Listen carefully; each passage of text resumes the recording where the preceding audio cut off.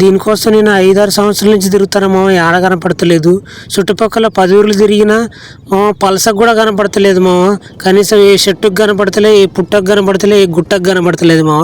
గిట కనపడతలేదు అని కరీంనగర్కి పోయినా కరీంనగర్లో కూడా కనపడతలేదు మామ. అట్లా అని చెప్పి ఒక మామకు చెప్తే మామ చెప్తలే అన్నాడు. చెప్పక 5-6 సంవత్సరాల తర్వాత చెప్పిండు మామ.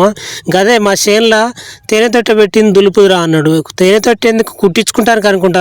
లేదు మామ, తేనె తాగుతానికి తేనె దులుపుతానికి అని చెప్పేసి ఒక 15 కిలోమీటర్ల దూరం అయితే వచ్చినాం మామ. గదే లైట్ పెట్టి తీయలేకపోయినాం మామ. అది కొట్టిన తర్వాత అయితే చూపెట్టినాం, మొత్తం దులిపిన తర్వాత చూపెట్టినాం ఇంకా లైట్కి ఈగలు వస్తున్నాయి అనేది. మొత్తం ఈ తోనె తిట్టిన అయితే మొత్తం తాగిపోయినాక చెప్పిండు మామ. చెప్పుడు కూడా లేట్గా చెప్పిండు. చూడొచ్చు దానికైతే అక్కడక్కడ పలసగా ఉంది మామ. ఈ పలసడిది ఎట్లా పట్టుకపోవాలి మామ? చూడు, గిది దొరికింది, ఆఖరికైతే గిది దొరికింది. ఏ తేనె దొరకట్లేదు మామ. మీ సైడ్ అన్నీ ఉంటే తేనె ఏమన్నా కామెంట్ చేయమా. ఖచ్చితంగా మీ దగ్గరకు వచ్చి దులిపి సరిసగం చేసుకుందాం మామ. శనేషన్లలో అయితే చూడొచ్చు దీనికైతే అక్కడక్కడ ఉంది మామ.